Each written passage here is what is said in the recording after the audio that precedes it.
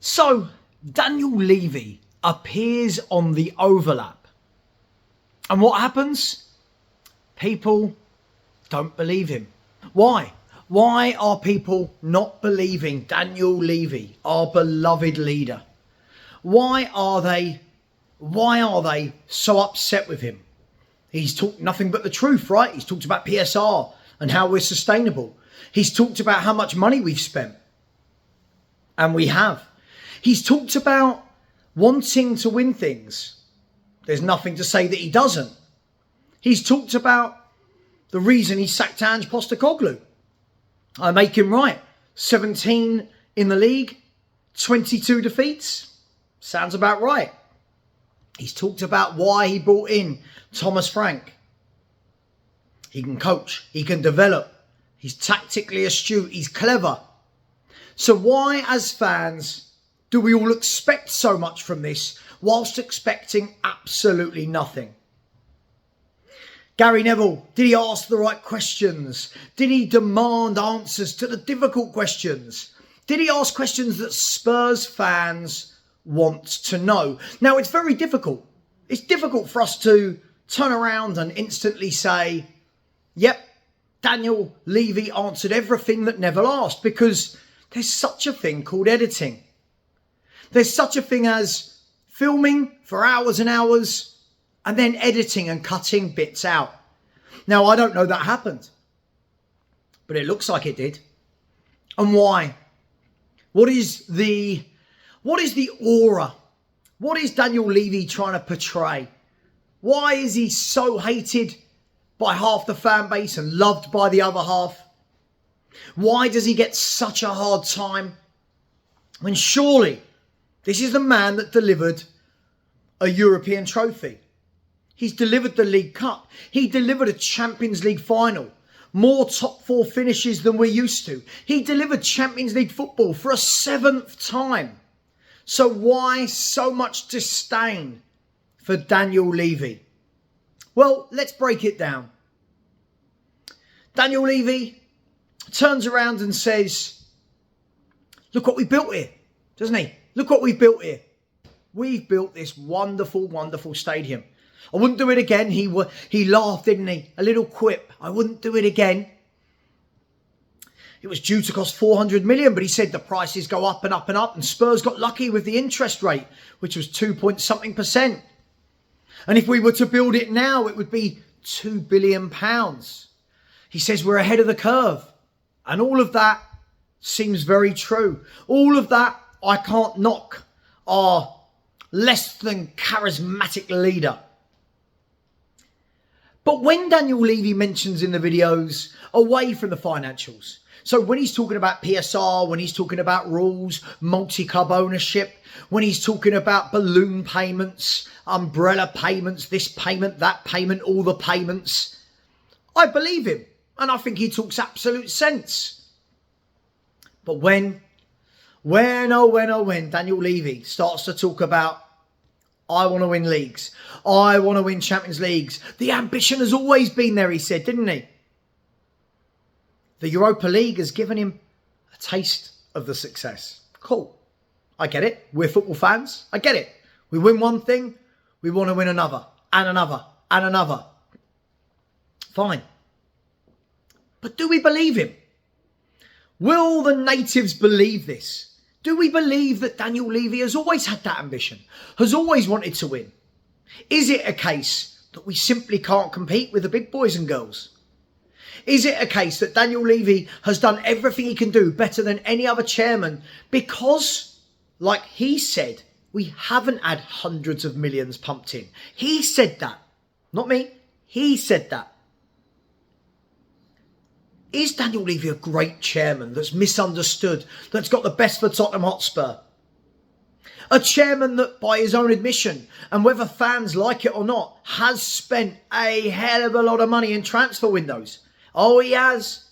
Oh, he has. Since we moved into the stadium, it's 750 million, something like that. Now, I can know right now there'll be loads screaming. Loads will be screaming, going, yes, we have spent loads of money, but it's always on the lesser players. And this is where you, Daniel Levy, fall down. Because we're not silly. We know you've spent money. We're not silly. We know you've bought loads of footballers. We know that you've given managers a lot of money to spend. But where we're not silly also is we see what you do. And most years, there's a lot of underwhelming signings. We buy the Tells and the Odebers and the Greys in the hope that some of them become good. We buy the Coys, the Yangs, in the hope that they become good, in the hope that we can sell them on for big money. But very rarely do we sell these players on for big money. Kane as the anomaly who came through the youth team. Gareth Bale, an anomaly. What was he, 5-10 million, whatever he cost. Sold for 100 or 86 or whatever it was back in the day. But we see you. But having said all that, I thought he came across well. I thought he comes across almost shy-like. Maybe somebody that's, when he's not in business and not in the boardroom, hasn't got any interest in this. Hasn't got any interest in these conversations because he tried the odd joke, didn't he? He shut Gary Neville down a number of times with the odd little quip and the odd little joke. But, do we believe anything he said? Do we believe when he says, I will back Thomas Frank to the best of our ability? What does that mean? That would have been lovely, wouldn't it, for a follow-up from Gary Neville? What does that mean, Daniel? To the best of our ability. The best of our ability. What does that mean? To Coys? Tells? I don't know. What does it mean? Ng's and Kudus? Is it Romero's and Van der Ven's? Is it Paulinho's on loan? What does it mean, Daniel? He also said, didn't he, the best day of his life, Spurs winning the Europa League. And he wants more. He wants more. And we want that taste for it. We want to compete on all four fronts. Fine. Okay. Well, listen, if I take my Daniel Levy out hat off, fine. What are you going to do, Daniel? Show us in this transfer window. Show us now. We've got 4 weeks. Exactly. We've got 28 days. Show us. Bring in more Kuduses, more Paulinhos. Go and buy 3 or 4 to revolutionise our attack. Show us. Show us that you mean it. Let people like me, like the Stells and the Lubos, like the many people in all our chat rooms on YouTube, let us sit there and say, yeah, good window. Over to you, manager. Let us sit there and say, this manager's done what's best for Tottenham Hotspur. Let us sit there and say nothing about Daniel Levy. Because that would be the dream, wouldn't it? The dream would be that we have a season where we don't talk about Daniel Levy or Johan Lang or Vinay Venkatesham, because let's face it, who wants to spend their time talking about CEOs, chairmen, directors of football? We want to talk about footballers and the manager and the games.